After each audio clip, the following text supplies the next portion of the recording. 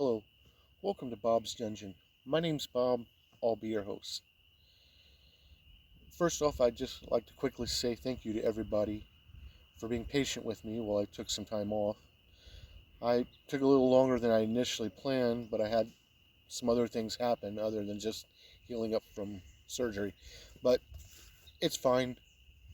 Let's go ahead and get on with why we're here.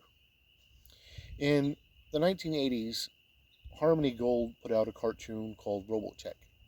Robotech was kind of cobbled together by a few different animes from Japan with a new story put together by Harmony Gold and stuff. And it was quite popular at the time.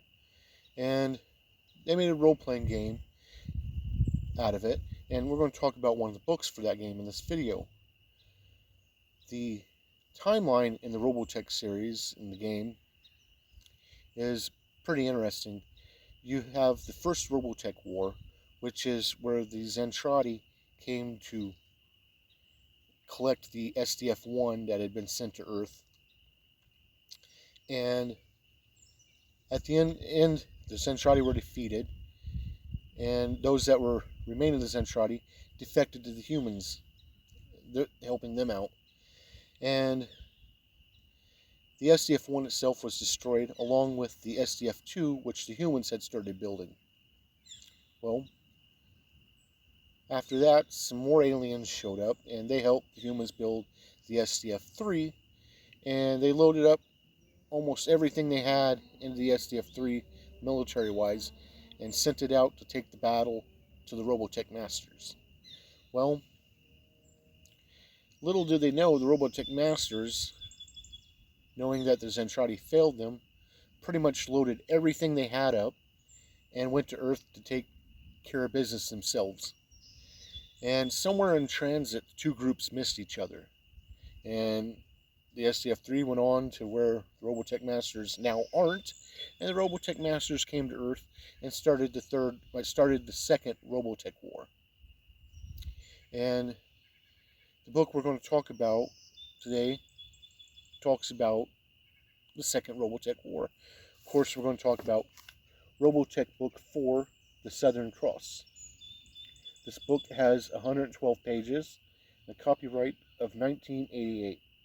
This is the second printing of this book, and it was published by Palladium Games, and all of the artwork in this book is in black and white, and it's pretty good. It's pretty much the same as in the other books of the Robotech line. So let's go ahead and look at that artwork. All of the artwork in this book is in black and white, and it's pretty decent.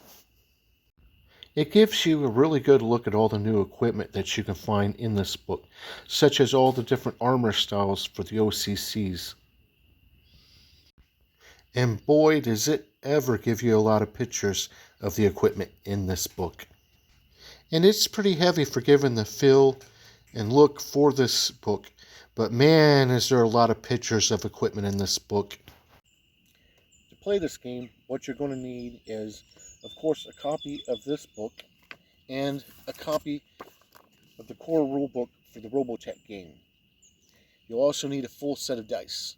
Full set of dice containing a 20-sided die, a 12-sided die, two 10-sided dice for rolling both percentiles and tens, an 8-sided die, a 6-sided die, and a 4-sided die. Now, even though this book here, it feels like a role-playing game all to itself, it's pretty much just a setting for the Robotech game. And so you need the Robotech core rules to actually play the game. It has all your character creation and rules in here. Now, they do rehash some of the rules in here because there are some changes to some of them. So we'll go over character creation again real quick, because even though you'll need this for your alignments and everything, but we'll go over character creation. And in this book, they also have the skills charts redone, and they also give the hand-to-hand and range combat charts in here and descriptions, so it's handy. Anyway, to create a character in this game, you'll need to figure out your attributes. Your attributes are intelligent, intelligence quotient, mental endurance, mental affinity, physical strength, physical endurance, physical prowess, physical beauty, and speed. And the way you figure those up is you roll 4 six-sided dice, add the 3 highest, and get rid of the fourth. However, if you roll a 16, a 17, or an 18, that's considered an exceptional attribute, and you get to add the fourth die to it. So that's pretty nifty. It's also got some new classes for this game, and there's quite a few of them for this. And they are the Global Military Police, the Tactical Corps, the Tactical Air Force, the Tactical Armored Space Corps, the Alpha Tactical Armored Corps, the Recon Escort Patrol, the Cosmic Unit, the Civil Defense Unit, the Civil Defense Flying Corps, the Cold Mountain Offensive Squad, the Humid Climate Offensive Squad, the Mountain Offensive Squad, the Desert Squad, the Jungle Squad, and the Sea Squad. So you got quite a few things you can pick from. Each of these classes will give you some OCC skills. OCC is what they call the classes, occupational character classes, in this game. And they'll give you some skills that you learned as part of your training. They'll also give you a list of other skills that you have to choose from. Unlike the core book, you also have MOS skills. It's got a list of different MOSs in this game that you can pick from, and they give you some individual training for your character, which is pretty neat. It gives your character its own feel. You also pick an alignment. There are 3 main alignments in this game: good, selfish, and evil, each of which are broken up into smaller parts. For good, you have principled and scrupulous. For selfish, you have unprincipled and anarchist. For evil, you have miscreant, aberrant, and diabolic. And now, each of these groups, it sounds weird, why would they work together? But it also has a little blurb in here on building special teams that would require all these groups to work together. And they give you a list of equipment your characters can have with their OCCs and how much money they have. That's pretty much character creation. It takes you a while to figure out the percentages for your skills, but that's any Palladium game. And it gives you your hit points and everything for your different characters. And that's pretty much it. It's got a whole host of brand new mecha for Robotech in this book, and a bunch of new Veritechs. Now, the Veritech is a mecha that transforms, and it's traditionally a jet. And they have some of those in here, but they also have some new Veritech types. There is the Veritech Attack Chopper and the Veritech Tank, which is really neat. It also has a lot of information in here on the EBSIS.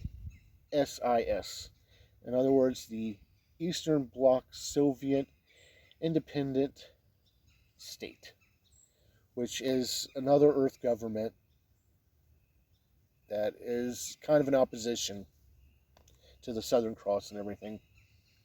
And you can go up against them and have missions against them, or find ways to have the groups to work together. The main bad guys in this is the Robotech Masters. Their mecha are referred to as Biroids. And, of course, the mecha in the Southern Cross, they call them Battleoids. So that's a little bit different. And it's pretty neat. It's got some information on Earth, a little bit on the history. It's got a lot of information on new equipment for the game. It tells you a little bit about the Southern Cross. It's also got some notable characters from this time period in the Robotech series. So that's pretty nifty. And that's pretty much all I got to say about the Southern Cross right now. Which brings me to 3 questions. would I play a character using this book? And I'm going to have to say, yeah, I would. I like Robotech, and I wouldn't mind playing in this time period. Would I run a game using the information from this book? Yes, I would, and yes, I have. I tried to get a game started in this time period a couple of times, but it didn't last long. The groups always fell apart from outside things going on. But yeah, I run it. Would I recommend this book? And yes, I would.